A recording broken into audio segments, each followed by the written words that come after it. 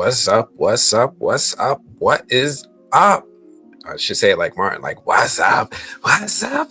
What's up? Nah, I'm just playing. What's going on, everybody? I know it's not even Monday night, but we doing Monday night movies at that special holiday time. Want to see how many people we got? One up. Who we got up in here? All right, look, it's just us. It's just us. Is it Gothic Chica? I appreciate you coming through early. All right, got a couple people coming in, sneaking in. They're getting their notifications. All right, listen. Lot to talk about, a little bit of time. How we doing? Hey, Marquisha, happy to see you today. Happy Monday. Look, I didn't even expect any huge turnout today. Everybody's busy today, right? A lot of people have their day off. For the people who don't have their day off, they're mad at people who got their day off, so they ain't going online today. They got to work. I get it. A lot of stuff going on today. But if we're going to keep it nice and sweet and short and straight to the point, thank you for coming through, Gothic Chica. Always happy to see you. Happy Monday. Happy Monday. Happy Monday. Yes, happy Monday. Ooh, it's been an interesting weekend. It wasn't a bad weekend. It was actually a nice, quiet, relaxing weekend. It's been a heck of a weekend. I'm sorry. This is like my new thing, right? Like I'm always eating or drinking something during my live stream.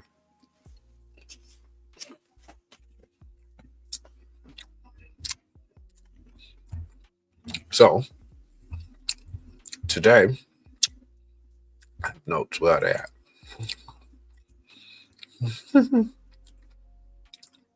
Of course, the one tab with all my notes just disappeared.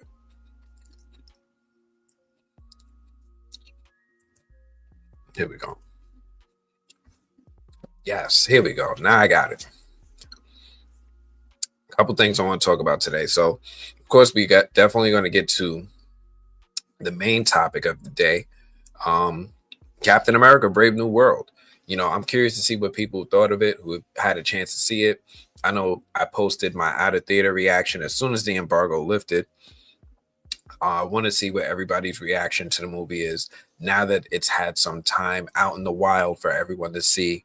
And we can really gauge and have a conversation on what we really think of this movie. And was it woke? Other things I want to talk about is we talked about it last week. This comic book creator, he's an artist, writer, character creator, world developer, storyteller. His name is Rob Liefeld. He's one of many comic book creators who have echoed having bad experiences with the studios and the adaptations of their characters and their worlds when they start coming into these other mediums, whether it's TV or film. Now, not everyone has a bad experience, but there's far too many experiences out there to ignore. Rob Liefeld being the latest creator and now possibly the loudest creator to just kind of call studios out on their treatment of the creators of these characters and worlds. So definitely want to talk about that. I'm also going to give a live review of Captain America: Brave New World. I also want to talk about The Gorge. The Gorge was a really cool movie that I had an opportunity to check out this weekend. And for all the Fromley out there, guess what? We got another theory coming. Now, I've been pretty quiet on the From topics lately. There's so many different directions that I can go, right? I can continue to reach out to the cast, get more interviews, try to keep mining them for information as we lead up into season 4's release. But I also have theories. I have so many ideas. I have so many concepts to explain what I really am taking as my best educated guess as a film critic, as a fan of television, as somebody who just really is able to identify patterns and string together pretty coherent theories. I have another theory coming. This one's going to release fairly soon. The Patreon members have already had a chance to get an idea of what the final product is going to kind of look like. I'm going to explain who I think is Martin. And then further, I'm going to go into another video and I'm going to explain the origins of the town itself. Now, these things are coming soon. I just want you guys to be a little bit more patient. I know that I've been drip feeding this stuff out there to all of you, but it is coming for all those From faithfuls who want to see more From. It is coming. It's going to be cool. I promise you it's going to be just as enjoyable as the last video that I promised, which was why this is all happening. I know a lot of you have had an opportunity to watch that. I've been seeing a lot of really cool, creative, fun, supportive feedback, some not so supportive, but mostly supportive feedback about that theory. I definitely want to see what you guys think of my other theories. Anyway, that's all coming very, very, very soon. Who else do we have up in here? Let me move this stuff around so I can see y'all too. Here we go. Can't draw feet guy. Rob Liefeld absolutely is the can't draw feet guy. But, you know, sometimes he does it just as a joke. You know, and if we're really going to be criticizing Rob Liefeld and what he can't draw, why stop at feet, right? Like there's so many stuff in his interpretations of characters that is just Anyway, let's go ahead. Let's start cooking. Who else we got up in here? I see Marquisha. I see Gothic Chick. I see, oh wow, some people starting to sneak up in here. I see you people up on X. I appreciate y'all coming through. Do me a favor. Hit that, what is it? Is it an X? Is it a like? Is it a heart? Whatever it is, support this channel, support this live stream, and comment. I can see your comments too. If you leave a comment on this video, I can see it. I can pull it up on screen. We can interact with all of y'all. Who else we got up in here? Wordfish Trombone. Thank you for coming through. Happy Monday. Happy Monday. Happy Monday, Wordfish. Listen, we got a lot to talk about.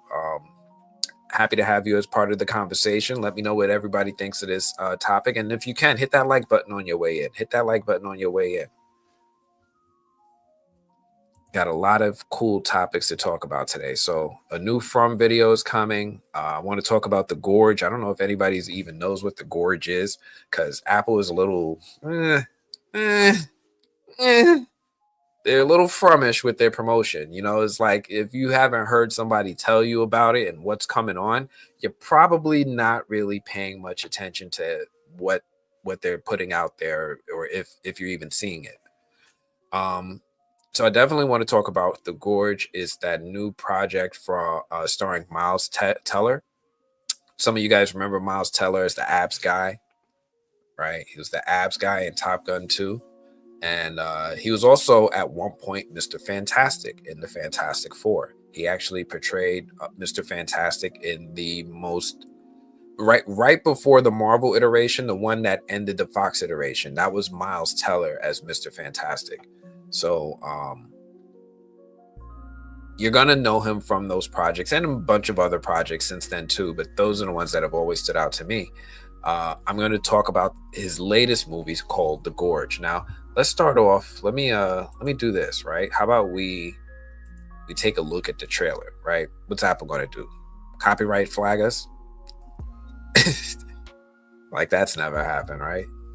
But let's shoot our shot. Let's see what happens.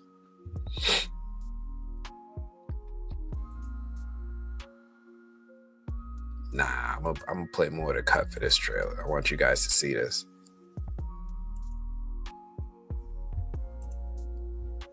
This is The Gorge. Let me start. This is a 3-minute trailer, so I might not play. Really, that's all you need to see. You get the idea. Now, I saw this trailer. I think I want to say I saw it in theaters. Like, I can swear this movie was supposed to come out in theaters at one point. And it seems like for whatever reason, maybe the studios just changed their mind. And they decided that instead they wanted this to be a Apple TV, straight to Apple TV release. So it's like, it's out there in the world. So I was able to see The Gorge. Definitely was one of those movies. You're right, Gothic Chick. I see you out there, like interested, right? Looks like my type of movie. Like I said, it's one of those movies that fell into like the From-ish category of how well they're promoting it, how well they're putting it out there. A lot of people don't even know this movie's out there. I checked it out. I did the homework. I did the legwork. Thought it was a solid movie for me to sit down and give my time. So yeah, let me go ahead and let me start talking a little bit about the Gorge. So let me put this up as some supporting footage. So the Gorge, as you guys can see, it's out there. It's put together with Miles Teller in the lead role, revealed by Skydance Entertainment. Skydance, you guys have definitely seen at the beginning of movies throughout the last few years. They usually make that type of movie that has a good blend of action and sci-fi that I tend to gravitate toward. Now, just thinking about this movie, The Gorge, there's a lot to like here, and I'm gonna try to a little bit avoid spoilers, just because I guess you guys haven't really seen it yet, right? You guys are still like finding out about it, so just sticking to what we see in the trailer here. Then, um, Scott Derrickson does a really good job of creating a world, an environment, and giving us this premise that is easy for us to just sit there, get introduced to, and then start to quickly get invested in. One of the things that I always love to critique in films and television is pacing, right? You guys have heard me talk about pacing a few times. If you heard me talk about Frum's pacing versus the Penguin's pacing, I always say like there's a big disconnect in how sometimes what is intended is received by audiences. Uh, we definitely want the film to have that good pacing feel to it. So definitely enjoyed the way that this movie was paced, because we didn't spend an overly exerting amount of time doing setup. Like some people might have watched Squid Game this season, and so like the first episode was like, all right, this is going slow. This is not quite like that. We're not in any area for way too long. They do give us a really good backstory for each of the characters, which actually goes into the writing, because it ties so well with the pacing and the writing, that it turns out to be this really well delivered introduction to these two characters. Um, I really enjoyed Miles Teller and Anya Taylor-Joy's acting in this. This is like, it's not anything that doesn't seem too far out of reach of them in real life, which is usually my favorite type of writing in a film. Like when you hear those writers and directors say like, yo, I wrote this movie for this person to say those lines, it's usually a really good treat for us, because that person is either within reach of a character that they've played before or in reach of their actual personalities. I think that this movie does it really well. If you ever see interviews with Anya Taylor-Joy and then you see her character here, she's basically like a cool Black Widow, which is something we've seen seen her kind of portray in the past. So I really enjoyed that. Miles Teller also gave a really cool performance in that he was really close to what I think is the real Miles Teller, at least from what we see in the interviews with him. He's retired Marine, and he is like one of the world's top sniper agents in the world. Sniper agents in the world. Um, he's retired. He suffers some PTSD, but he's always open to more work. Well, the government has a special need for his particular set of skills. They give him the call, and he's in. There's no hesitation. There's no hold up. There's no hold back. He's in, and I love that the way that they craft and deliver these moments in this movie. Um, so that's when we start realizing all the ways, and you guys will see this usually in my metrics of when I write reviews, how acting and writing go hand in hand together. Then there's also cinematography. Now you'll see like in these shots here, this movie always has this really shadowy tone to it. Even in the daytime, it's always like a realistically dimly lit, we got this dramatic lighting, right? And he's really cool at that for figuring out how to make certain things pop out in the background all of a sudden if you just adjust the lighting, right? Like it's really cool how Scott Derrickson is really good at that. The cinematography is nice. He picks the right angles, over the shoulder here, over the shoulder there, and he finds ways to immerse you and invest you in the characters at the same time, just through the camera technique. So definitely kudos to Scott Derrickson. He's got so much experience with this after delivering such bangers like The Black Phone and the first Doctor Strange movie. You see this talent is just growing in scale with this guy. He's doing really, really good job here. Um, Let me think. What else? So the cinematography, the acting, the writing, the watchability. So that was another thing about this movie that I enjoyed. It's like as I sat down and I was just checking it out, um, I didn't want to get up. And another thing is I didn't want to pause it. And that's usually like a really, really, really great sign for watching a movie at home. I think a lot of people can agree that when you watch a movie at home, you have the freedom to skip a scene, fast forward, hit pause, go to the bathroom, grab a snack, all this stuff. And we start taking this privilege, right? We start realizing this privilege is available to us. So we simply do that. The Gorge was one of those movies where I was like, man, I don't think I need. I just didn't even think to pause it. I was like, you know what? I'm sitting right here. I'm sitting right here. So I definitely enjoyed the way that the movie was paced and how it immersed me in it to really enjoy the movie and increase that watchability. Now, something that I also think is a little cool. It's not heavy like in watching something like From, but there is value to watching the movie a second time. As you sit there and you watch the movie from beginning to end, you might form theories, right? You might form some theories, and it increases the rewatchability of the movie because it's such really good pacing, because it's so well written, because they communicate things not just by saying things, that you might start forming some theories, and then you're gonna watch it again, right? It's one of those things also that you might feel compelled to like introduce to someone. You're like, hey, have you seen The Gorge? No, sit down because I got to watch it again anyway. So I think this movie has some pretty decent rewatchability.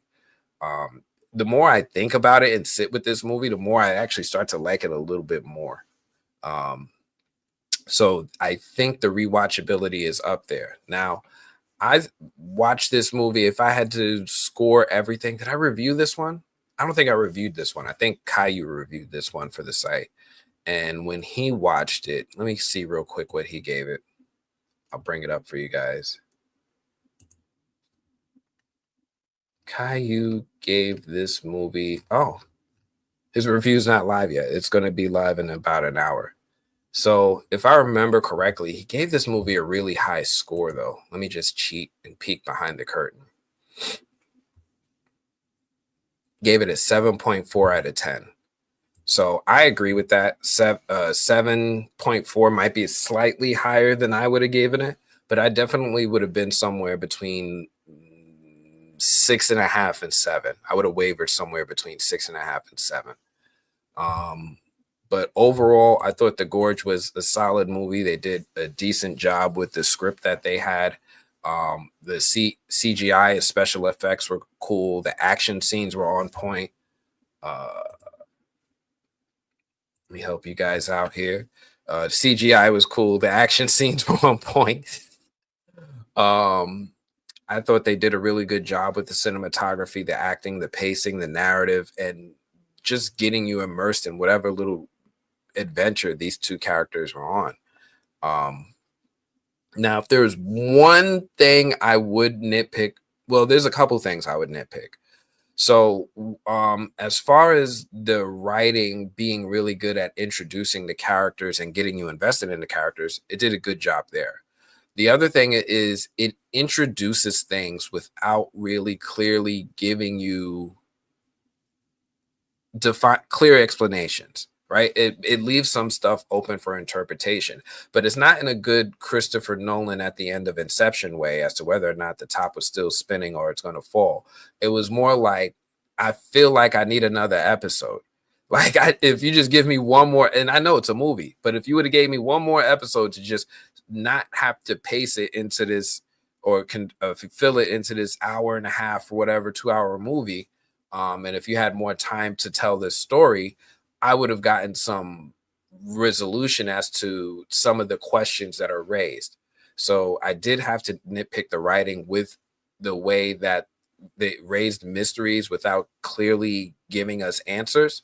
And then also the the ending ish. And let me explain. I think the movie does a really good job of taking you from beginning to end, and you're satisfied with all of that. But one of the things that didn't sit well with me without being spoilerish is I felt like it was a little bit too happy of an ending. Um, it was just way too many things that just worked out. So yeah, it's cool for the characters, I guess. If you want to see them have their happily ever after moment, sure. But I felt like that it worked out just a little bit too well, and there could have been a little bit more consequence for the story that they told. But yeah, that's my overall thoughts on the Gorge. I don't know if any of you have had an opportunity to watch it. If you did, let me know what you guys thought of the Gorge on the comments. Or if you haven't seen it yet, let me know if this is something that you're now going to put on your radar. I know some people got Apple TV. There's like 5 of us here, right? Right? Some of y'all got Apple TV, or have somebody or know somebody who has Apple TV to sit down and watch it. Let me know if this is on your radar. Skylar, I see you out here. Missed you on Saturday stream with your fellow birds. They really held it down. Yeah, I wasn't around on Saturday. I'm so sorry about that. But I'm glad that they held it down. Oh, I'm glad, and as I knew they would, as I knew they would. And I hope you enjoyed their commentary on the Captain America 4 movie. Definitely check out the new Blurred Order if you guys aren't already subscribed. Go click over to their channel. I was going to see if they could collaborate with me again, but definitely I'll be around on Saturdays with them to talk all sorts of movie topics and news. But yeah, that is the Gorge. Let me see. What else did we have? It don't seem like any. I had it. Maybe I overestimated when I said 5 of us had Apple TV. Right? No, from the people who's been recommending Severance to me, I know y'all got Apple. I know y'all got Apple. And and I've been watching Severance. Oh man. Man, I got to talk about Severance with y'all cuz like Severance is tough. Severance is not an easy show to just sit here and uh so what episode am I on? I am on season 2, episode like 3. Maybe I think I finished the first 2 episodes. I gotta I know I got like 2 or 3 more episodes in front of me. Um so yeah, yes, Severance is yet. Yeah, I mean you got Apple TV, check out the Gorge. This is check out the Gorge. But Severance is like Severance is you got to warn people about the pacing of Severance, right? So I get the whole metaphors with the work and the real life and the way that things that they're experiencing are metaphors for everyday life and work, everyday life at work. Yeah, I get it. You have, when people get fired, it's like they died. It's like if you do something bad, you're afraid you're going to get punished.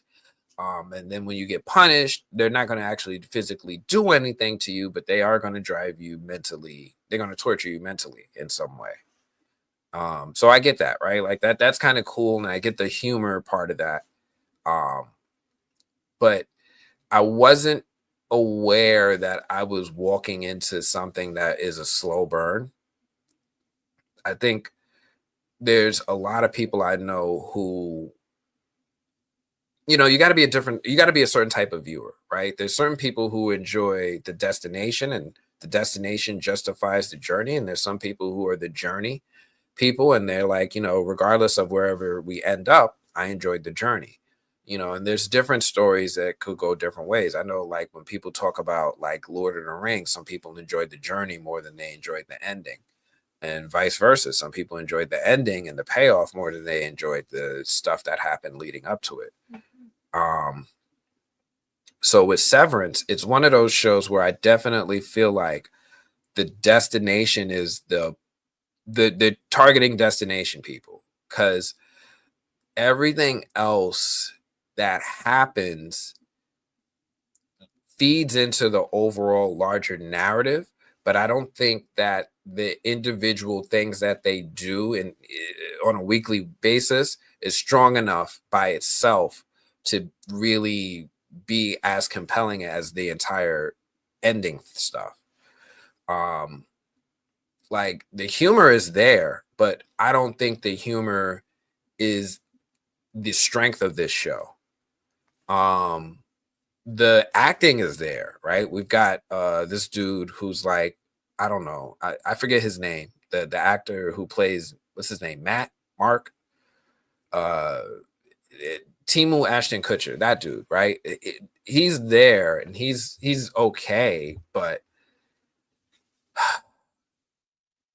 I don't even think his performance is strong enough by itself. It's not like Bryan Cranston in Breaking Bad. So my issues with Severance is, ultimately, it probably comes down to pacing. It probably comes down to pacing. I think if the show was a little bit faster with hitting the revelations into their interesting stuff, which is more punchy humor about the parallels of what they're going through with office life, and hitting into this mystery a little bit more.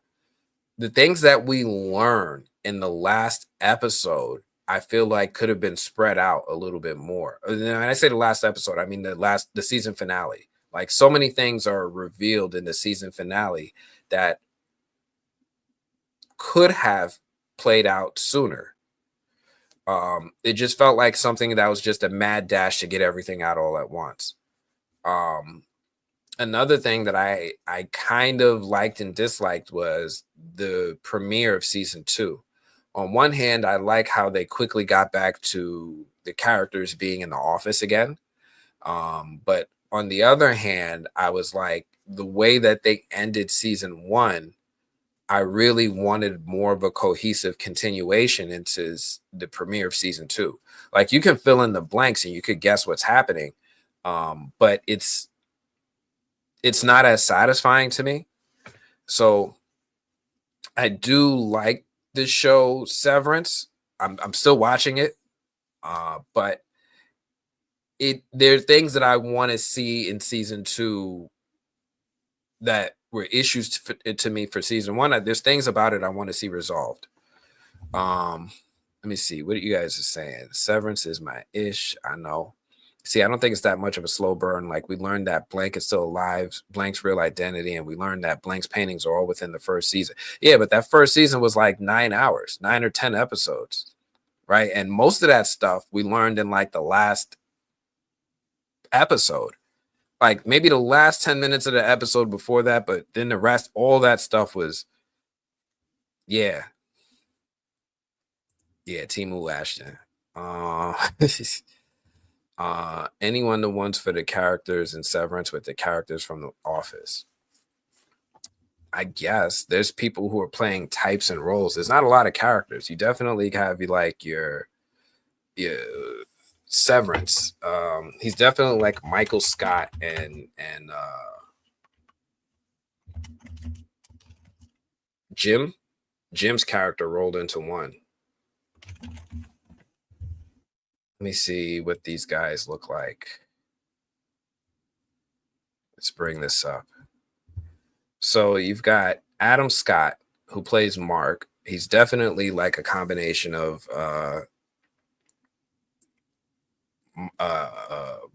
Michael Scott, right, from The Office, and and Jim Halpert.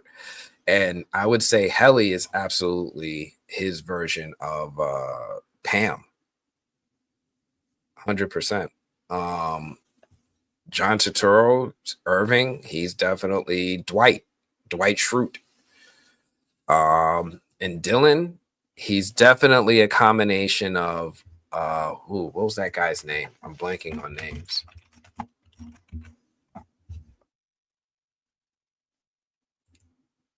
Brian Baumgartner's character, Kevin, and who else is he a combination of? He's a combination of a few, like all the side characters, all those ancillary office cast people. He's definitely a combination of them.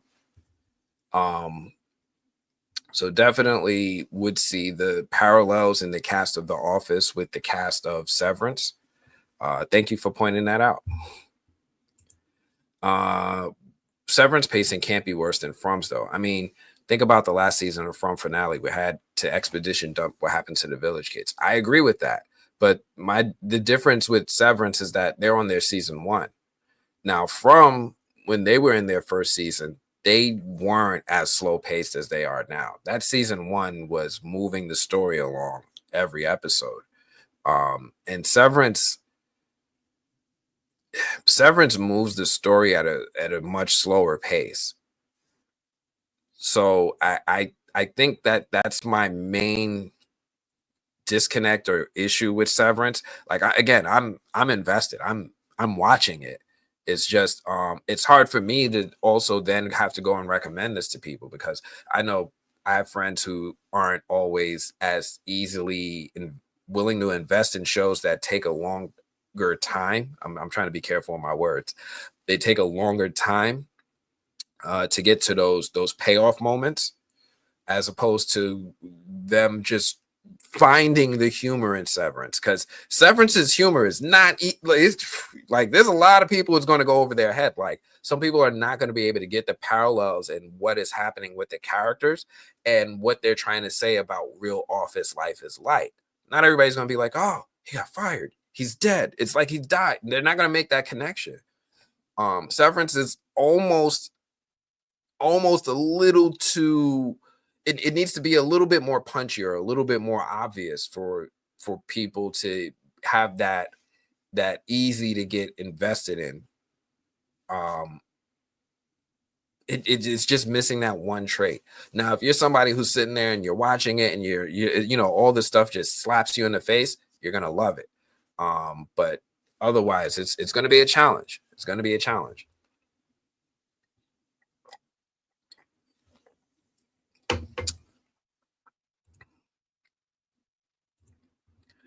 I think that Dylan Severance is most analogous to the Dwight guy from The Office. Yeah, I can see that too. Dwight was he's definitely got some Dwight energy. He's definitely got some Dwight energy. Uh Kimberly agrees. I think Dylan's most like Dwight because they both have overinflated senses of ego and are most overly dramatic in their everyday actions. I see that too. I see that too.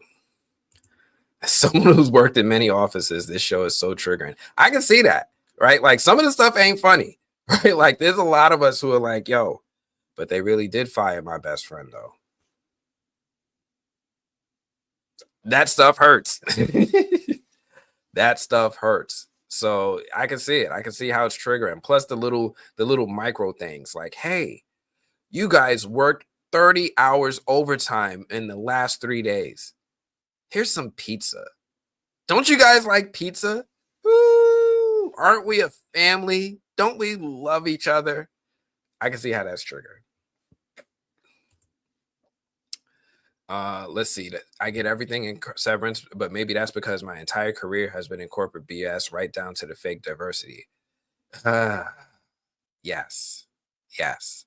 Now, for people who live in that corporate world and are paying, are told to pay to look for it, you know, I think a lot of them will get it depending on what they do in their office. But this one might be tough for some folks, especially the layers of jokes, right? Because it's not like Severance is just simple a punchline by it. Like everything has dual, sometimes 3 different meanings, right? Like you'll see, like if you watched the episode multiple times, you'll catch how it's a parallel not just to work, but also to like your actual psychology of yourself in that moment. Um, but there are multiple entendres buried into this show. Uh, so yeah, like I see you right there saying it now, Skylar. The idea of severance is so corporate. Well, think of the concept of severance, right? You're going into work, and as soon as you hit that elevator, boom, you're a different person. And a lot of us are like that. Some of us have to code switch for work. Some of us have to just get in a corporate mindset for work. Some of us just have to compartmentalize, right? As soon as we hit that elevator, I'm my work me, right?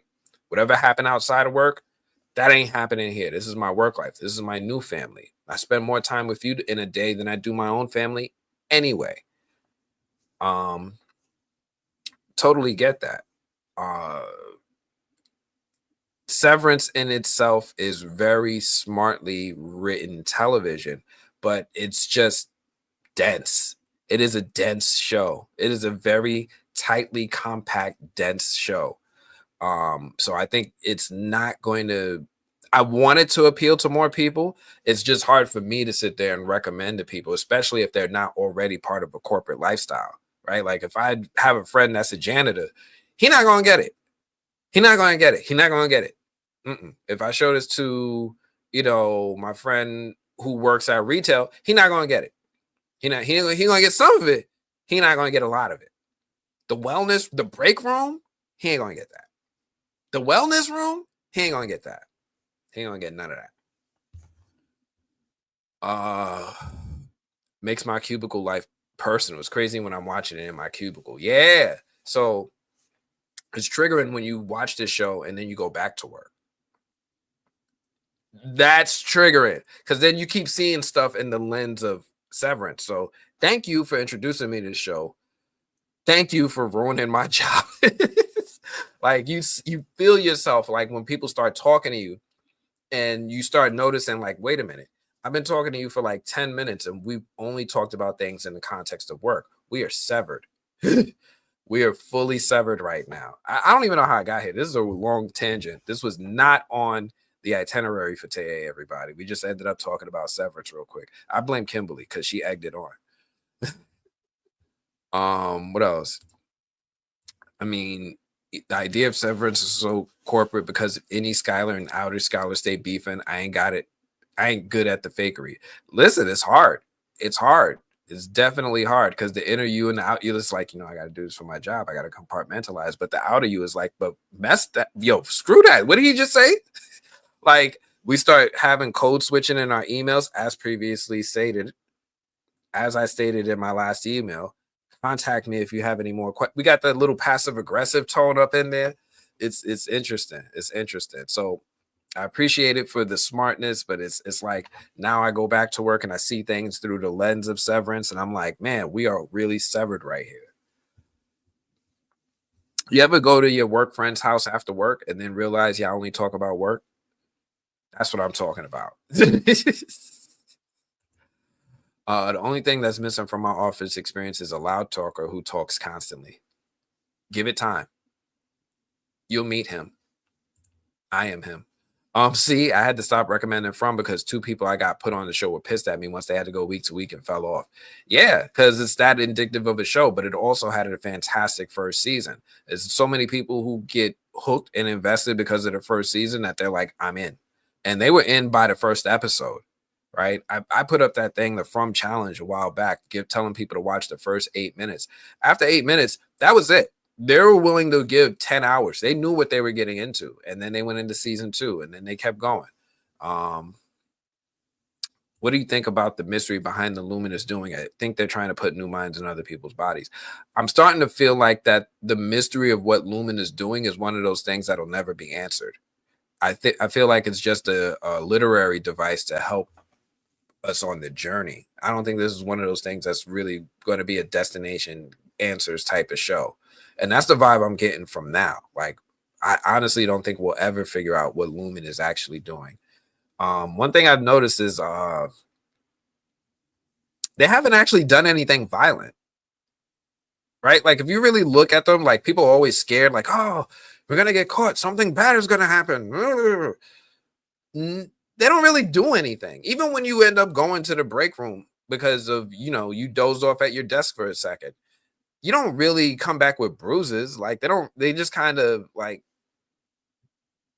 make you say you're sorry over and over again. And that's the smart writing, is like they just try to instill fear and guilt into you to control your behavior at work. Um, but it's not in the outside world, even there's not actually any consequence that we've seen. Though I think the most that we'll probably see is whether or not what happens with Mrs. Cobell. But I'm only on episode 2 of season 2, so maybe they explained what happened to her, and I just haven't caught up yet. Um, but so far, I don't really see any actual consequences. They're weird, but I don't think that we're gonna get an answer as to what Lumen is doing. Milchick don't give no vibe like that. None of them do.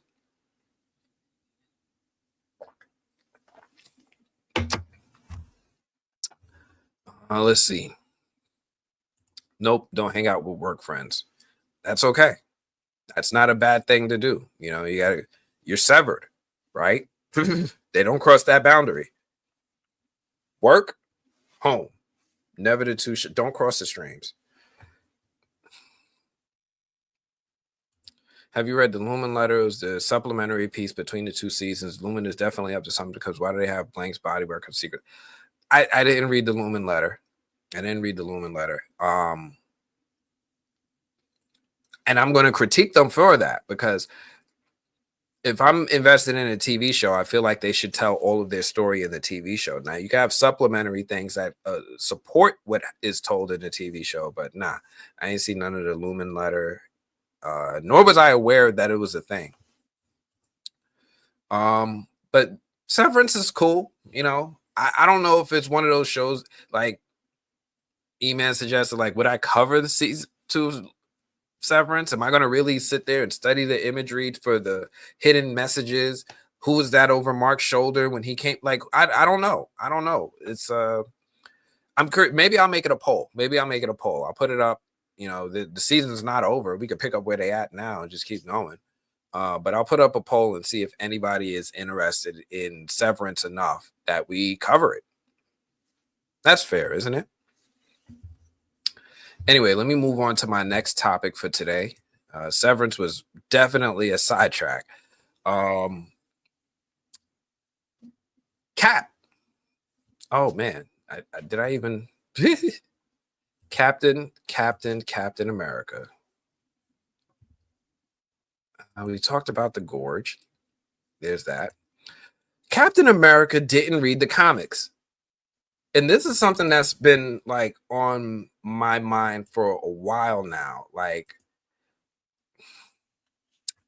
you guys know I'm a big comic book fan. I'm a huge comic book fan. Huge.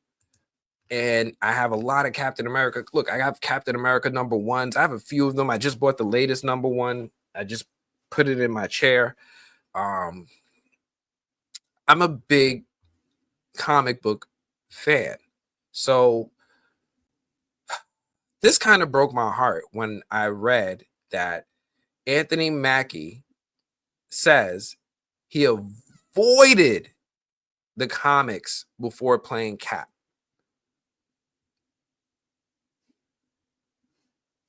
Which is what?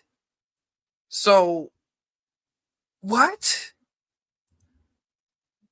All right. So I think it was originally with an interview with Collider, but it was also reported here by comicbook.com. Let's see. The actor explained in an interview with Collider. Oh, the interview's here. It's a video interview, so I'm not going to play the video so that they could copyright claim ours. Anyway, he didn't turn to the comics for assistance when the time came to wield the shield. He says, I literally just focused on the script. I mean, these stories are so interesting because they don't do the comic books page by page. They use the comic books as a blueprint or an outline. So you can have 3 or 4 different comic books in one movie. So I stayed away from the comic books and just utilized the script and the story and the background that we've created of Sam Wilson to develop him into the Captain America he is in the movie. And they also added in a detail that Mackie is far from the only actor not to feel the need to take a deep dive into the source material, and Sam's story played out very differently on the page. Plus, he's been suiting up as the character long enough, arguably, to best handle his transition from Falcon to Captain America. He added in a line that there were two words that kept coming up on set every day we shot this movie. It was compassion and it was empathy. I think when you look at, the great power comes great responsibility, right? And Sam Wilson is now taking the mantle of Captain America. See, that right there is that's Spider-Man. That's a Spider-Man quote. You're quoting Spider-Man and saying this. I don't think I need to read the look. I get it to a degree. I get it, right? Because as an actor, that kind of does make sense. You're like, I really want to focus and hone in on what type of performance the director is trying to get out of me when I bring this character to life. So I'm really just going to focus on this script. I'm going to hone in on his direction. I've been playing this character for quite a long time. I got this. I kind of get that. Right? Because that does have some merit. It does have some validity. It does have some actual justification. However, I feel like he could be missing out. He could be missing out, right? He could be missing out on those ideas of what people liked about Sam Wilson, right? Because you got to remember, Marvel's got hundreds, if not thousands, of characters in their arsenal. And when they sit there and they try to decide, all right, which one is going to be, the new Captain America, which one's going to be the new leader of the Avengers, which one's going to be the new face of the franchise, which one's going to get a TV show, which one's going to get a movie, which one's going to get tied into the overall story, and which one is just going to be a side piece. When they're sitting there and they're deciding which characters to invest millions of dollars into to bring into a movie, you might be missing out on what made that character work in the comics. Because you got to remember, these characters have to usually be raised to a certain profile of popularity to even be considered for a film adaptation or a television adaptation. Before they even think about bringing this character, they usually check the popularity of the character, and that popularity is usually solely in the comic books, and then it gets maybe adapted to animation. And if that character takes on further in the animation, then yes, it's got a better chance of becoming a movie or a television show. But it usually starts with the popularity in the comics. So if you avoid looking at that, we could also be missing out because there's traits that might of Sam Wilson that helped raise him to that popularity. And I'm not saying they're the whole reason, but it's the little things, the little details, right? We could be missing out because it's just not taking into consideration in the final performance. So that's one thing, because it feels like we're missing out, he's missing out, and it almost feels like a disservice to those people who invested their time into that character to even bring him up to a level to get adapted, right? Studios, it feels like a disservice to studios because studios invest millions of dollars into these movies. Get this, outside investors. It's not always the studios self-financing. Sometimes they find them an equities guy and they're like, hey, do you want to invest in this movie? And you'll see producers stressed out because they always have these investors on their tail asking about the project because they want a return on their investment. Now, it feels like a disservice to those investors because those investors invest millions of dollars. Now you're taking someone else's money. You're investing millions of dollars into these characters and into these movies. And I'm like, won't a little bit of extra research help? Right? Like, want to be a service to them for giving you millions of dollars to actually read what this character is popular from and what they're popular for, to just help inform. Like, we could be missing out. Like, there's things here that these people felt were worth investing millions of dollars in to bring to screen. It'll help. It can. I think it'll only help. Right? Like, it's a disservice to the fans who helped build these characters to this iconic status. I think it's a little bit of a disservice to the investors, both in the studio and out the studio, who poured their money into it.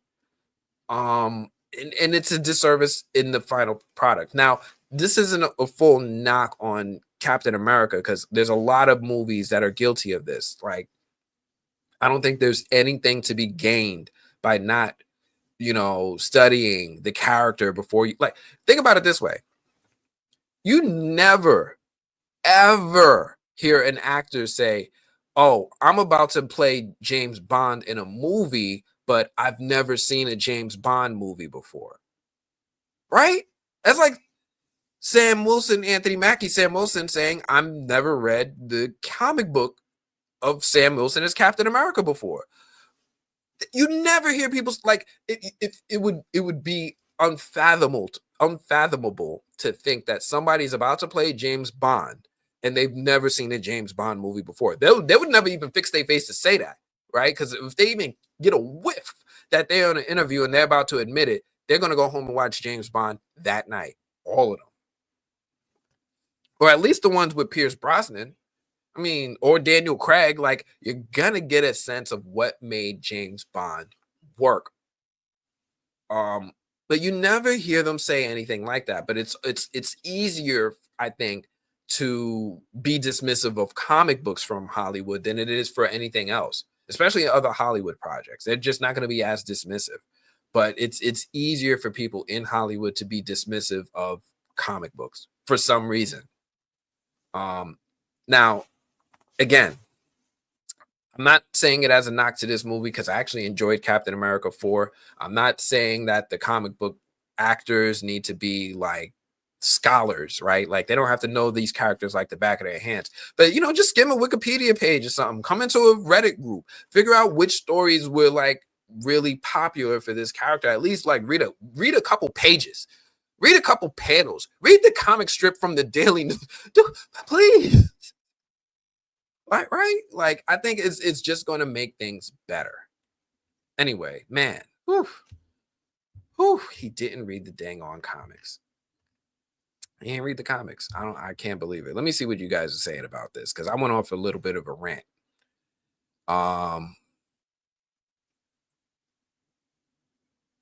He ain't read the comics. He ain't read the comics. Thank you. I hope the comics add a character based on Anthony Mackie. I mean, this that would be funny, right? Just be like, and we're just not going to look at anything Anthony Mackie related and just do it. At the risk of sounding like an overzealous fanboy, I think it's kind of disrespectful to the audience to not at least skim some of the comics. You never hear anyone from the Lord of the Rings movies say they haven't read, they're going to be in the movie, but they haven't read a little bit of Lord of the Rings. I'm not saying they read everything, right? Like, because those are some serious books, but first off, a lot of them did. A lot of them did read everything.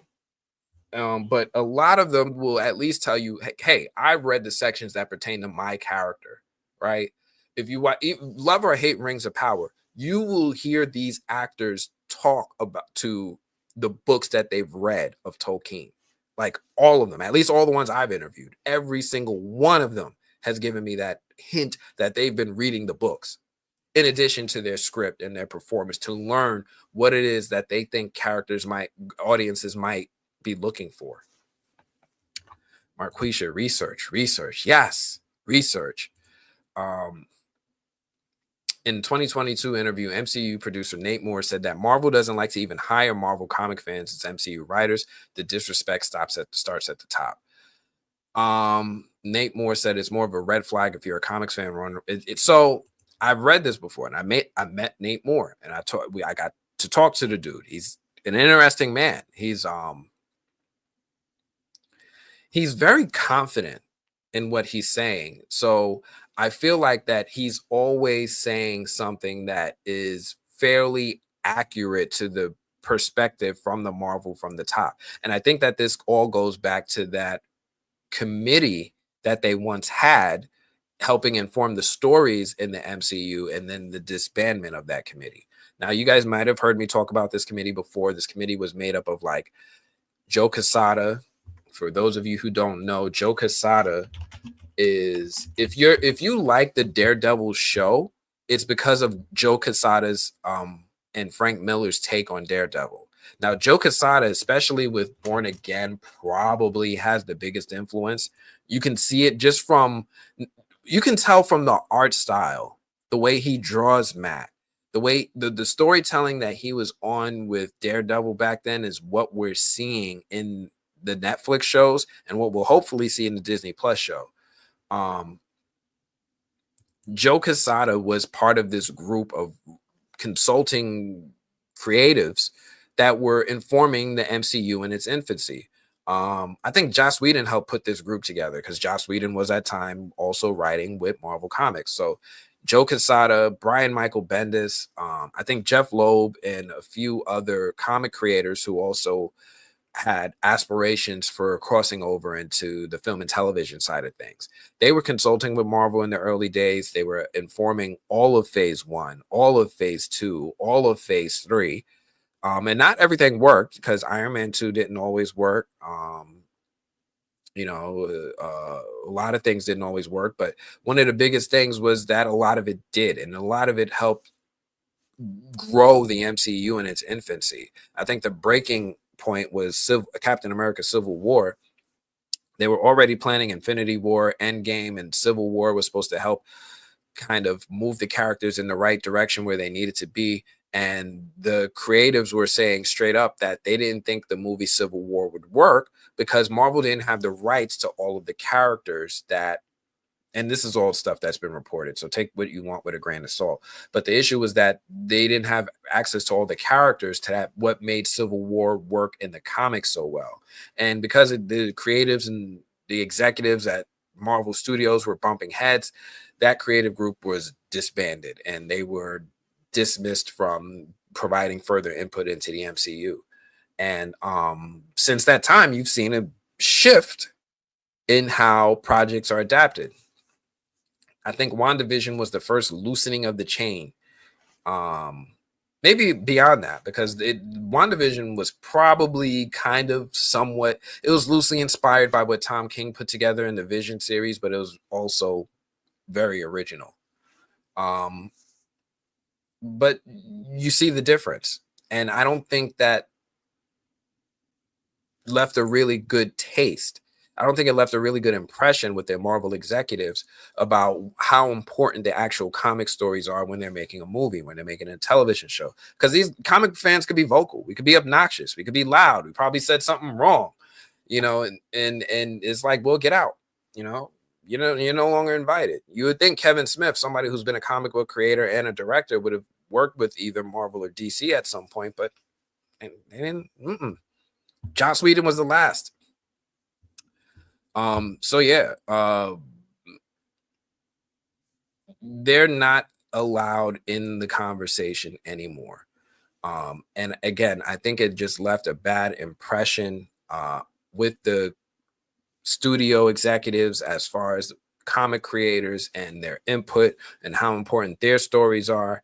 Again, I also feel it's a disservice because, these stories are being raised to the profile they are literally based off of what comic fans' tastes are, right? Their taste elevated certain stories, Infinity War, Civil War, Spider-Man as a character. Their taste elevated Spider-Man, the event. Like Avengers wasn't even a household name like that, like the X-Men when we got started. Anyway, fans are being it's a disservice to the fans because they raised the platform of these projects to the point where they're even considered for adaptation, and then it's like, well, we don't need your story, we'll just make something else up. We're talented on our own.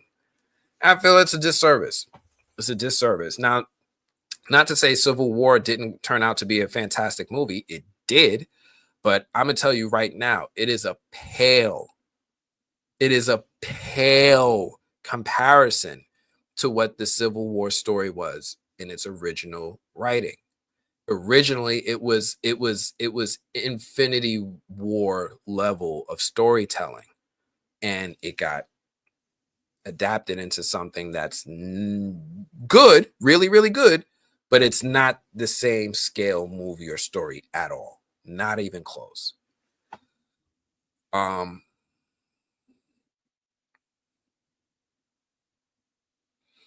let's see.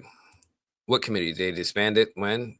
They might be a big reason why we've seen it. Yeah, I mean, it could be. I think that there's a big shift now that Marvel is more so into telling original-ish stories and also Frankensteining stories together. Um, I think it contributes to it. Like Wakanda Forever, I thought it was way too many stories compressed into one.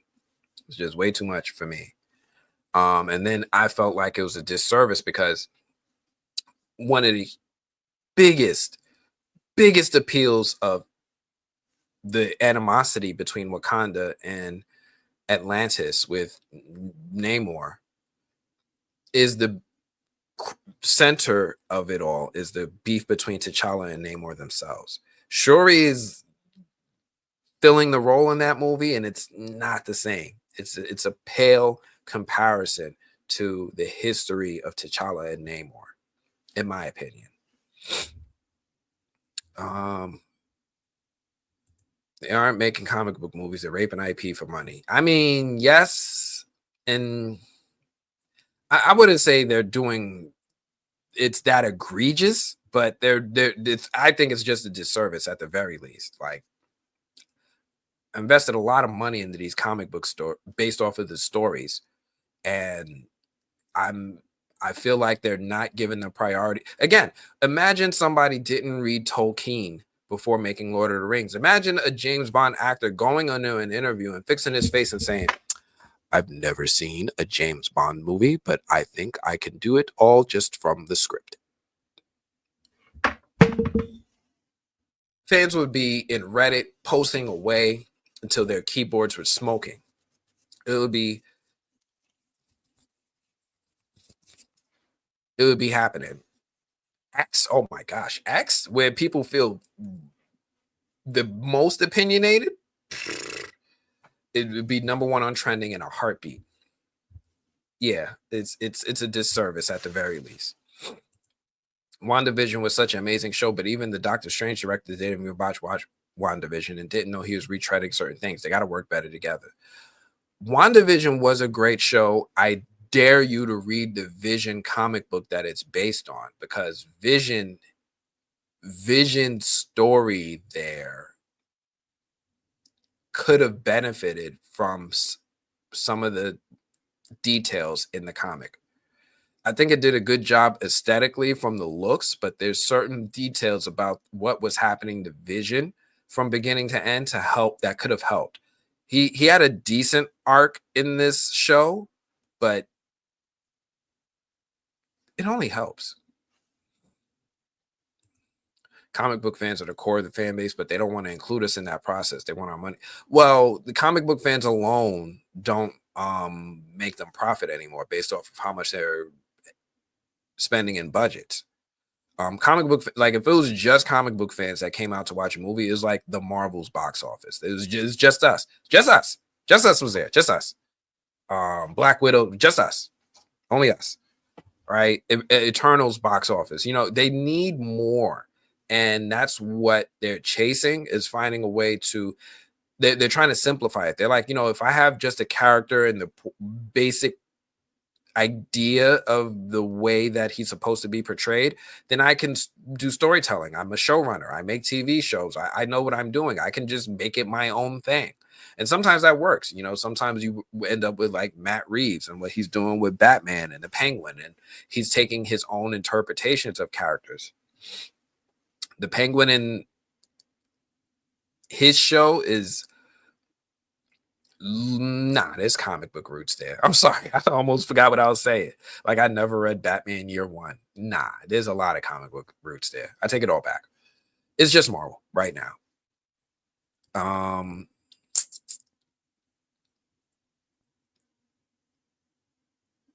I'm almost. I disagree with that. I've interviewed them. I got to speak with them behind the stage. I'm almost 1,000% sure the people who wrote Rings of Power have never seen a book by Tolkien. I think they have.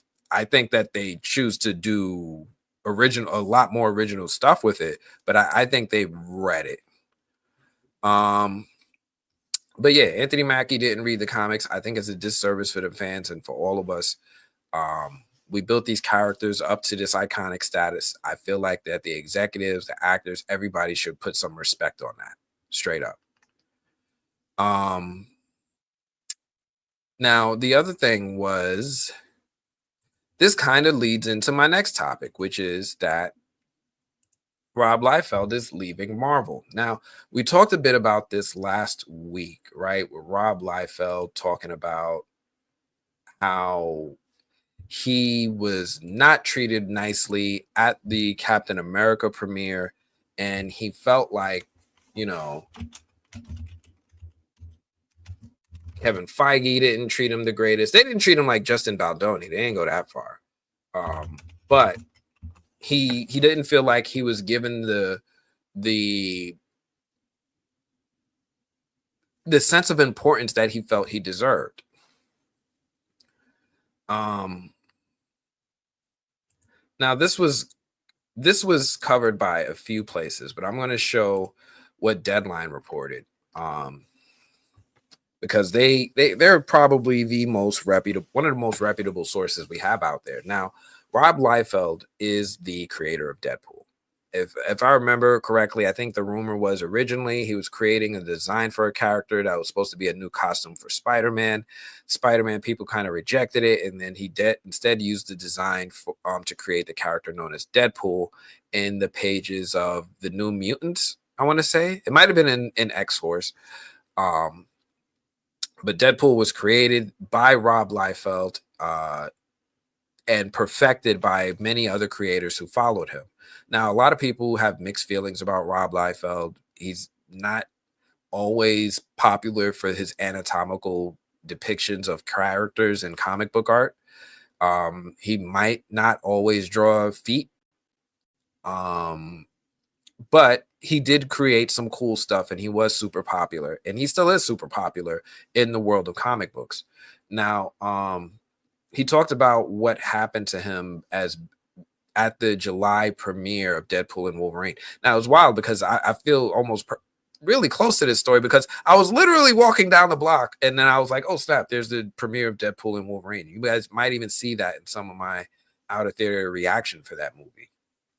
So I was walking by to go to my screening for the movie, and the premiere was happening, 3 blocks away. Rob Liefeld apparently was there, not being acknowledged by the folks who were making the movie, including what he said was Kevin Feige not acknowledging him or even shaking his hand. Now, Rob said in this is quoted as saying, "It was meant to embarrass, diminish, and defeat me." Um, and it's something that he mentioned in his podcast. He recalled being ignored by Marvel Studios boss Kevin Feige on the red carpet before finding out he and his family were not invited to the after party, which was the final straw for Liefeld. Meanwhile, Liefeld posed on the carpet with creatives from the movie, but later learned those photos were deleted as he believes they were only taken to appease him. So he was allowed to take photos with the creatives, maybe the director, maybe the actors. But when he went to Disney's photographers to get a copy of the photos, he was told they were deleted. At some point, you go, I've received the message, and the message is loud and clear. Now, previously, Liefeld sent an email to Marvel after they granted Wolverine co-creator Roy Thomas a special spot in the film's credits, which upset co-creator Len Wein's widow, also a friend of Liefeld. He inquired about a special mention for himself in the credits, noting that he did not ask for money. So what he's saying is, like, at the beginning of the Superman movies, it'll say, special thanks to like Joe Siegel and something Schuster, right? Schuster and Siegel. He's like, yo, can you put something like that at the beginning of the movie? Like for me, Fabian Nicienza, can you put Rob the special thanks at the beginning of the movie? I thought it would be really cool. And we all know, and he even comments that Marvel's treatment of creators has never been their strength.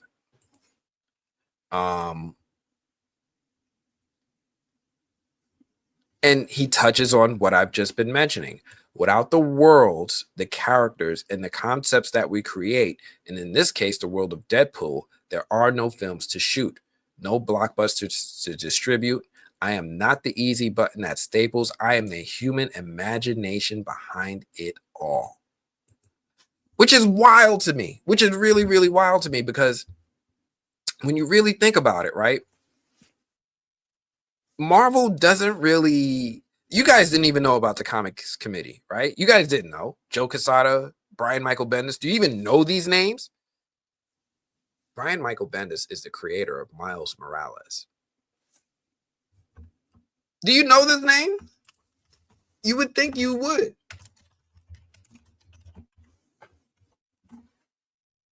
This is him. This is the creator of Miles Morales, Brian Michael Bendis. He claims that Hollywood undervalues comic creators, which I've been arguing they do. He felt pushed aside at the Deadpool and Wolverine event.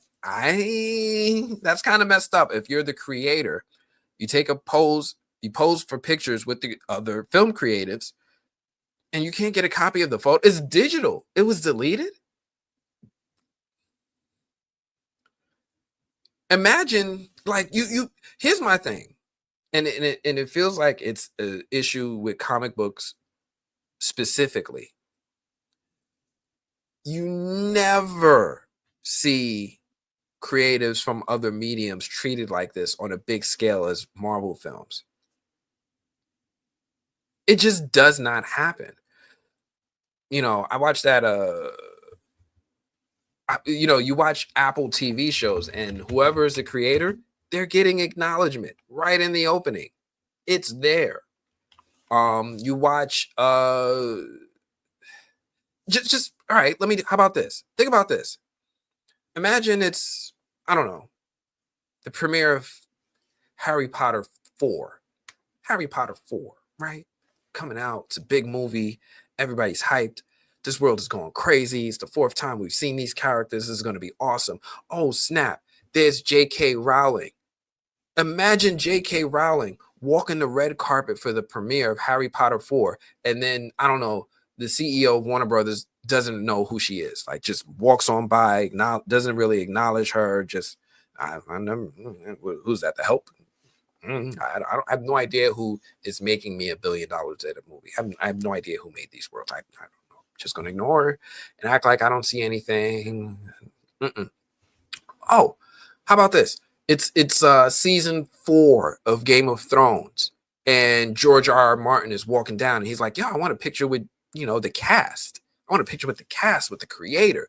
Imagine that not being plastered everywhere. I think enough of you here know what George R.R. Martin looks like. You know what he at least looks like, right? The guy, he's got that cap. He's always got that like newsboy cap, big old Santa beard. We all know what George R.R. Martin looks like. Don't know who Brian Michael Bendis, Joe Quesada. We don't know who these comic book creators are. I feel like it's specific to comic book creators, and it feels like a huge disservice because, and a little, I feel like they deserve more respect considering these are the people who created the worlds. If George R.R. Martin didn't sit down and put, keyboard to paper and start talking about the winds of winter, HBO wouldn't have had their crown jewel TV show that it's still probably their most watched show ever, right? If it wasn't for the Rob Liefelds and the Jim Lees and the Todd McFarlanes or the Stan Lees, the Steve Dickos, the John Romadas, the Sal Buscema. If you don't have these people in the background, Ron Friends, doing their work to help elevate the character, build these worlds. Oh, you want to go and give Spider-Man a black suit? I'm going to draw him a black suit. Oh, it's not going to look nothing like the old suit. I like this. Oh, we're going to make Venom? Eric Larson's like, oh, Venom is cool, but I'm going to give Venom a long tongue.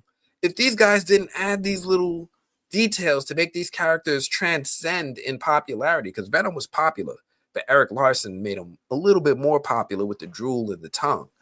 If they didn't do that, then the movie wouldn't be happening, right? Spider-Man and Venom never met in the films. Venom don't even have the spider symbol on his chest, but he got the long tongue, right? He still got that characteristic that the comic creators introduced that is helping transcend the character to film status.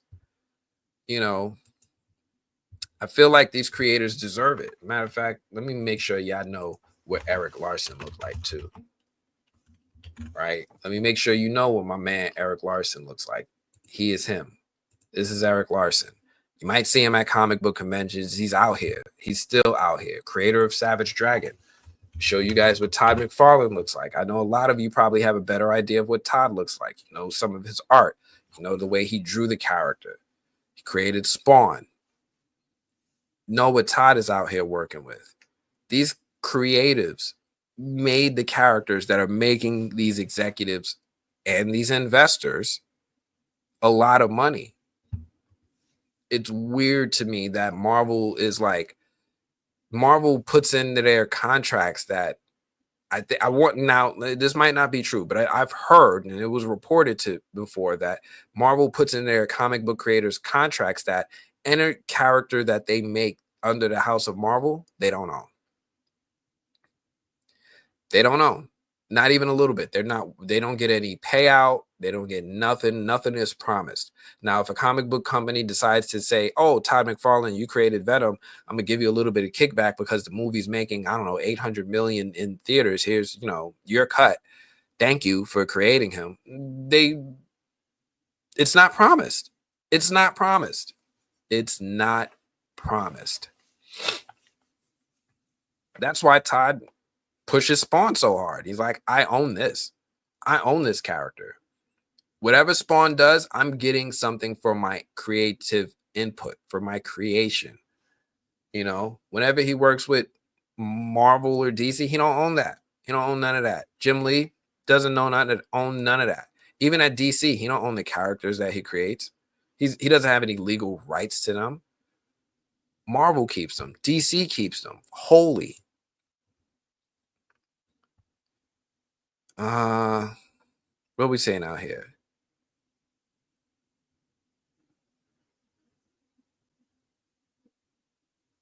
Damn, the Rob Liefeld situation is sad. It is. It is terrible.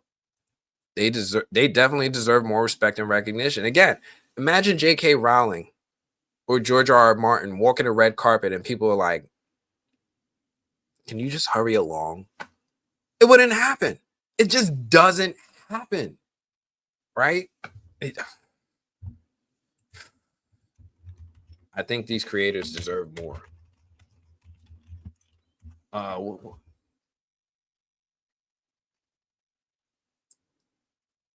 You don't see Blake Crouch treated like that at Apple for dark matter. It don't happen.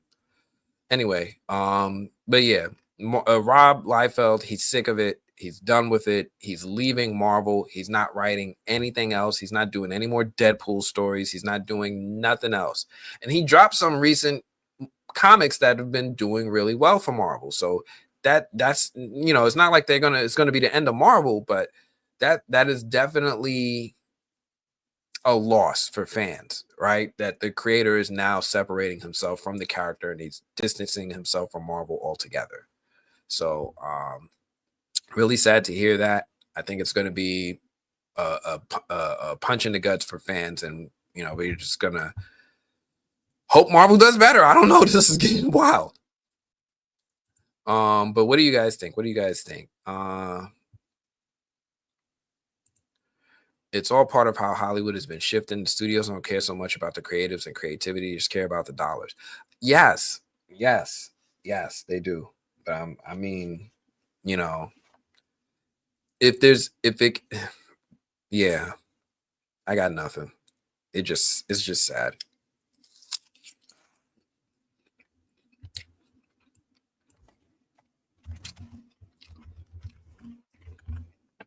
Now, see what you're saying, Dragonette? Maybe you wouldn't recognize J.K. Rowling, but I promise you, them kids that read that book, they know what she looked like.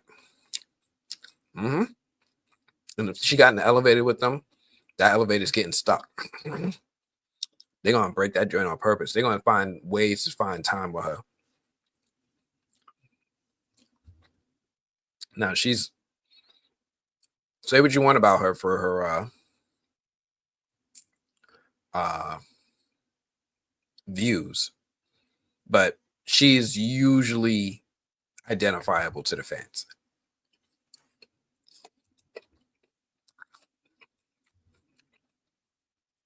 I'm sorry, y'all.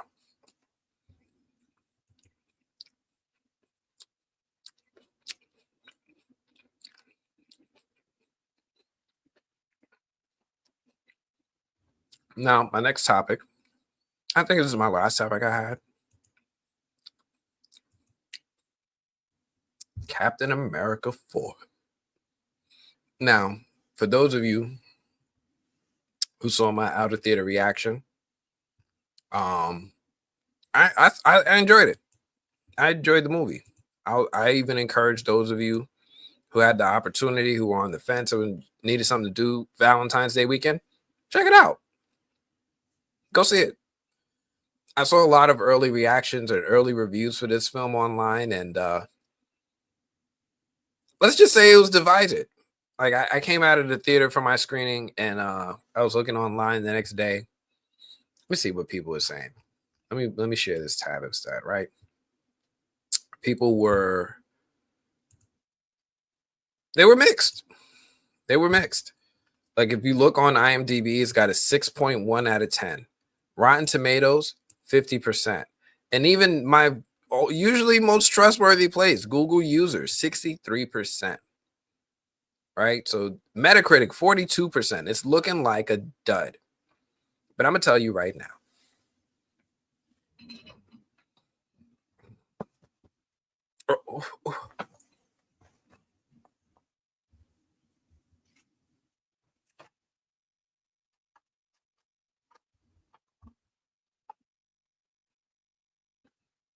Let me tell you right now. This movie right here. Oh, in case you're wondering, this little metal awesomeness is, in fact, the AMC popcorn holder. I got it. I got the AMC popcorn holder. I got it, y'all. This is like a cool little thing. I saw it at the theater and I was like, yes, this is this is happening.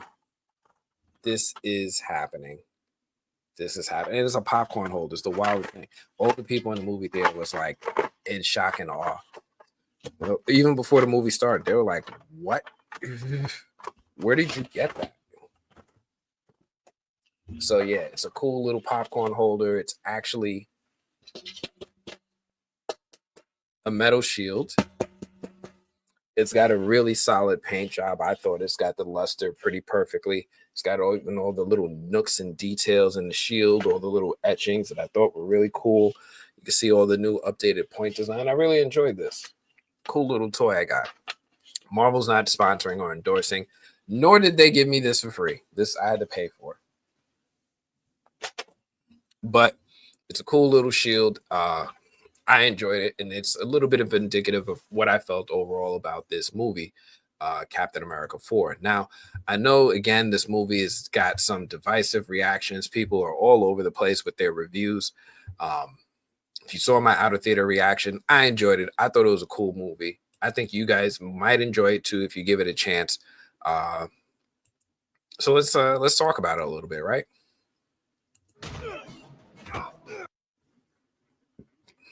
put up some good little background stuff, right? You guys like background. So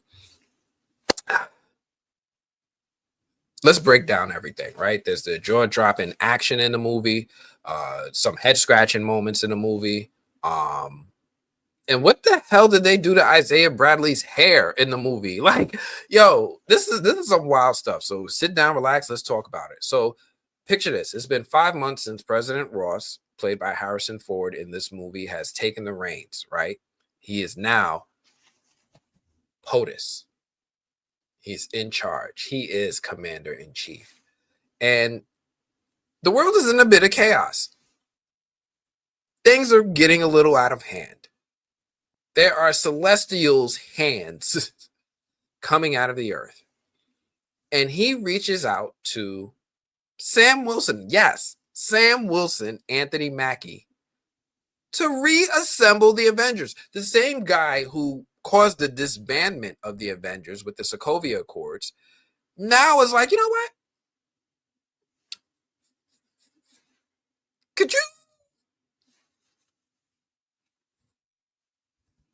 Could you bring him back? And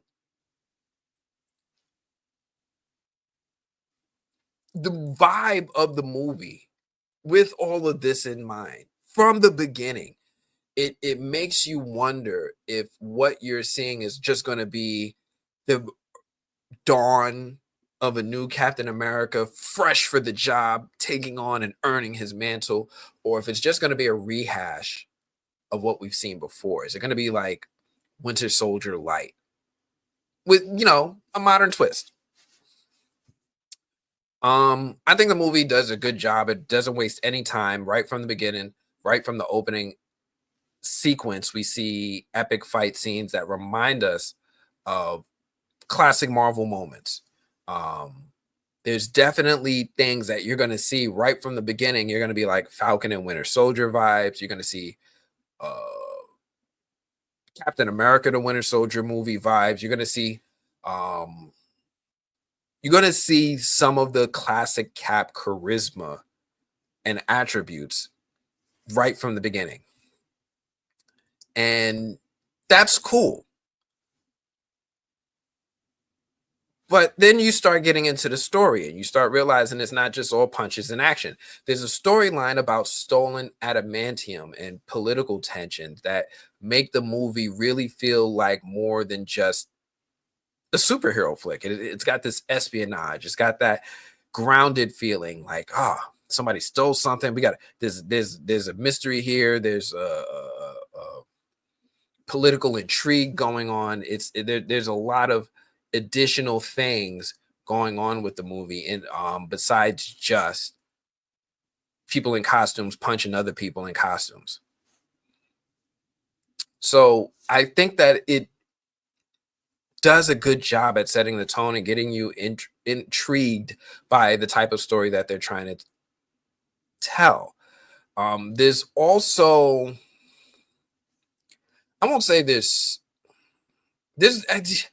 I don't think there's any social commentary in this movie. So it's a little bit different than the prior Captain America movies, where Captain America was just straight up critiquing government, right? He was like, yo, America don't know what the hell they doing.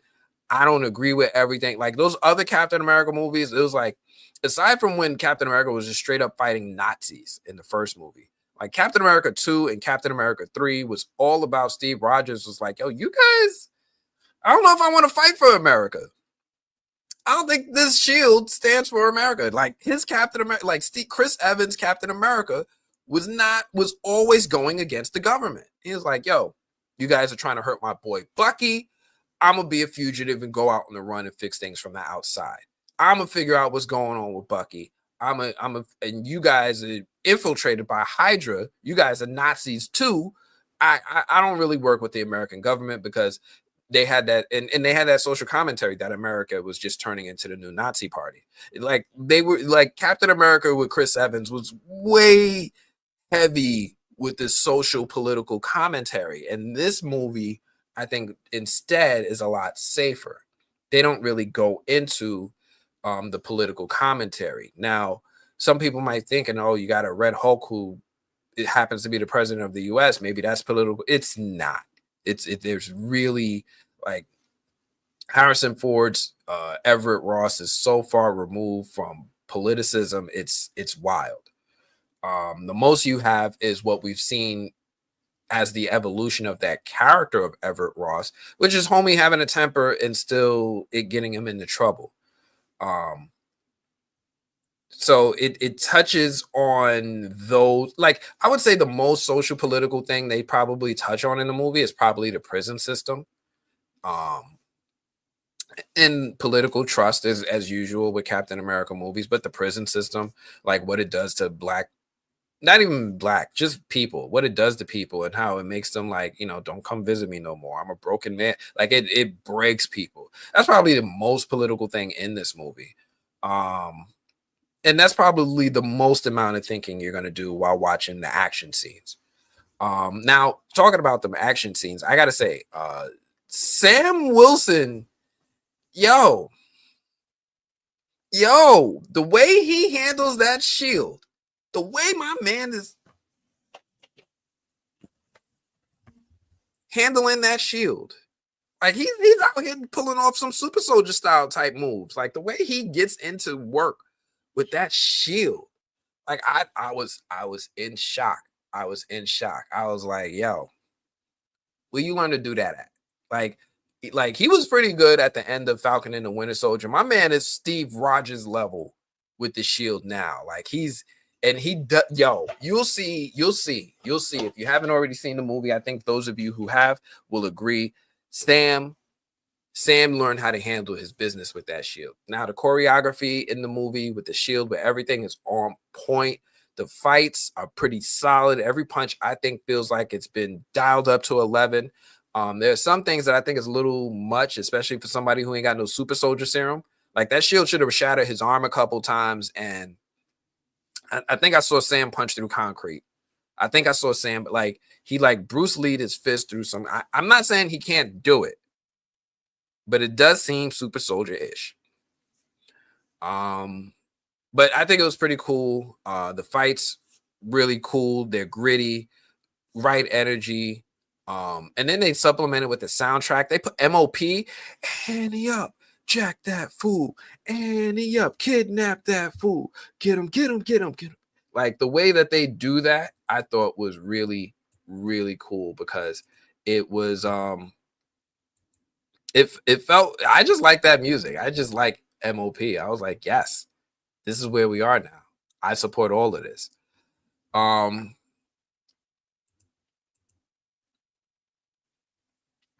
Now back to character work. Anthony Mackie, he does his thing as the new Captain America. He brings wit, he brings charm, he brings grit, he brings action, he brings charisma. He really stepped into the role of Captain America in a way that I think most people will say he's, if you look at things to critique in the movie, he's not one of them. Maybe some of the writing is, but him becoming Captain America and being Captain America is not a problem. My man Joaquin Torres here, he's solid too. He's very charismatic. He's very fun to watch. Um, and then you got Giancarlo Esposito coming out as the villain. We already know what he does as a villain. We've seen him in The Mandalorian. We've seen him in Breaking Bad. We already know how my man works as a villain. Um, so I think that they did a solid job with this movie in those moments and with those things. Um, but yeah, not every character landed smoothly. Isaiah Bradley's storyline, played by Carl Lumley, his character, his character took a turn that left me scratching my head. It's like, why are you even here? Like, and then there's Shira Haas. Like, if you take those two characters out of the movie entirely, you can still have the movie. And that's wild to me because it doesn't feel like they actually need to be there. They're not adding a large amount to the overall progression of the story. But yeah, I think that the movie stumbled and missed yet another opportunity to give us something great with Isaiah Bradley. I'm not saying he was terrible, he's completely out of place with this movie. That's not what I'm saying. I'm just saying we would have been served better. Like I've been hoping, and I actually said this to Nate Moore to his face. I was like, yo, I really need to see Isaiah Bradley in his prime through a flashback. I need to see some moments where he's running around and he sees Bucky and they fight. I need to see this. This is money on the table. People want to see these moments. I think it would really shine.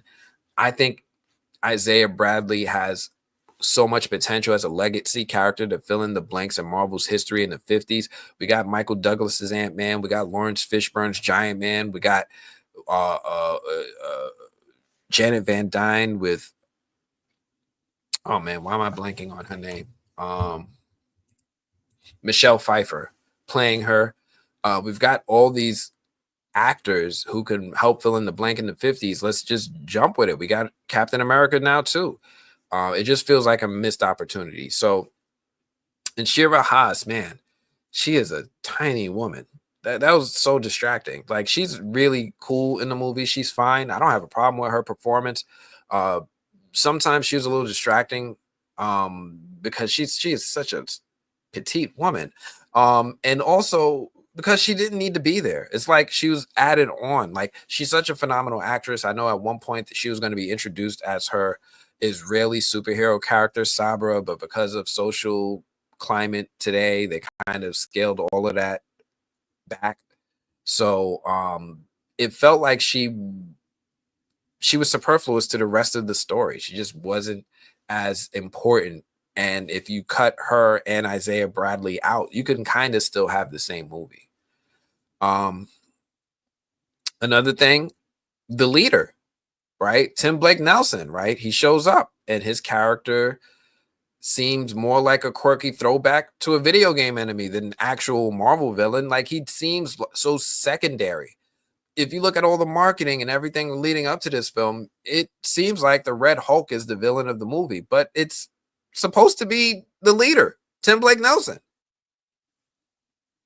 Nothing the way that they handled his characters,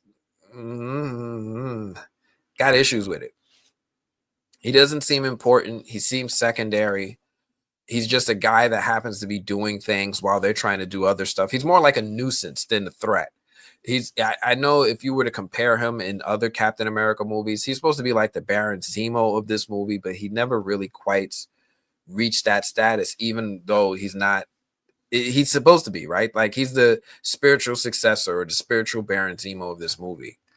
So this movie does have some issues with the way that they're adding characters or handling characters.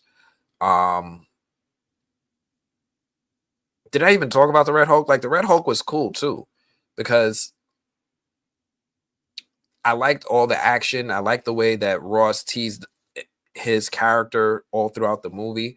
The only thing, and this is probably just for me, for someone who is a fan of the comics, I do miss the aspects of the character from the comics that made him unique to Bruce Banner's Hulk.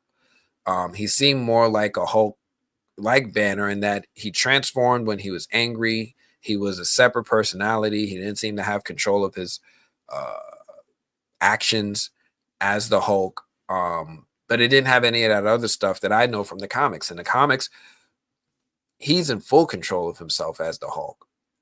He does have a slightly even edgier personality, but he can talk, he can think, he's tactical. In fact, the Red Hulk in the comics was somebody who operated mostly from the shadows, just randomly popping up and causing damage and then leaving, doing like tactical strikes as opposed to just showing up and causing mass carnage. We didn't get a lot of that, nor did we get the other aspects of his powers, right? In the comics, again, he's not just gamma powered, he's also powered by cosmic radiation, just like the Fantastic Four. So when he gets angry, he gets hot. We missed out on that stuff, but it was still a cool movie. Now, I know some of you might still be thinking, is this really just another attempt to ride on the coattails of the Winter Soldier and what Marvel did back in the day? And are they chasing their past? And the answer is, yeah. In some ways, yeah, they are. But I think the film balances that homage enough with fresh energy and good performances from the leads to really be enjoyable, right? It's not one of those movies like some of Marvel's other releases that are just like, wow. Like, this isn't Ant-Man and 3. This isn't Ant-Man 3. Not by, it's not even close to Ant-Man 3. It's not a disaster, but it's not perfect. It's a mixed bag, and it's going to leave you both excited. It's going to leave you confused. But that's really just like what a lot of Marvel movies tend to do. So if we want to have to break it down with the pros, Anthony Mackie, he nails it as Captain America. The action scenes are cool. They're well choreographed. Giancarlo Esposito, he adds some really serious, menacing energy in the villain role. Uh, Even if there's a lot of Winter Soldier vibes. The soundtrack is okay. The movie isn't weighed down by heavy political themes. It's actually the least political Captain America movie I've ever seen. But then there's some knocks to it, right? There's some cons. Isaiah Bradley's arc doesn't really fit, feels off kilter. It's just weird. Shira Haas's character, she doesn't get enough depth. She doesn't get enough anything in this movie. Tim Blake Nelson, the leader, he's more of a nuisance than a threat. He really misses the mark in that regard. Some plot points a little bit confusing. Some of them feel forced. Some of them feel Winter Soldier-ish. And let me not even get started with the end credits. Oh my gosh. The end credits, yo. I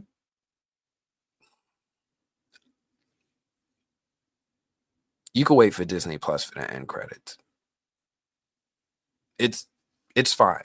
It's fine. If you decide like, oh, I gotta go, I gotta use the bathroom, I gotta get home, I gotta get to my car. It's fine. It's fine. Look, it's cool. It's cool. Get up, leave. It's okay.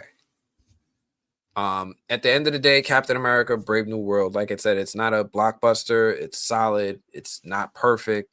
It's in the Marvel universe. It has moments of brilliance, some really cool shield moves, some really funny dialogue, some really good performances. But I want to hear from you. What did you all think of the film? Did Anthony Mackie or Sam Wilson's performance hit the mark for you, or were you wanting more? Anyway, I'm curious what you guys say about this movie in the comments. I've been ranting for a little bit. Um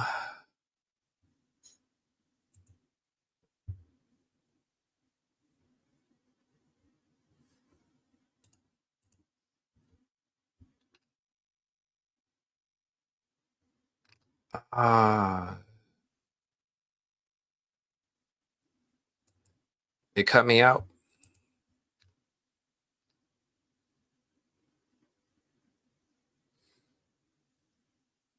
I'm back. Yeah, I missed all of my rant. I just talked about the movie for 15 minutes to myself. I'm gonna have to upload this one separate, y'all. Damn. It was good too. It was a great review. It was a great review. Policy violations.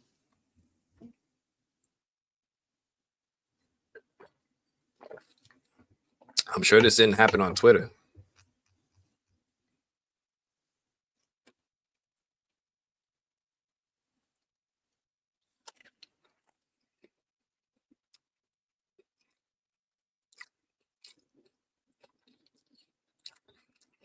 I'm sorry, y'all.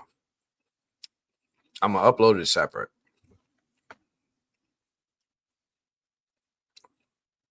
I was just talking about Captain America. It was getting good too. It got real good.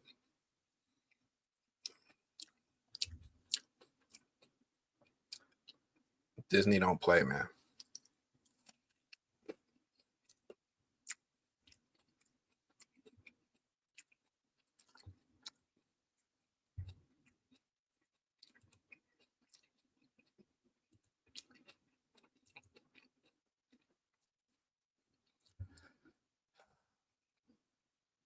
I think they cut it off again.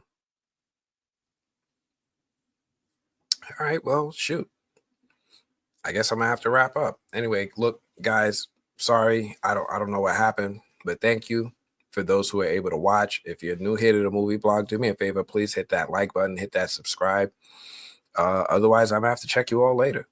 Peace.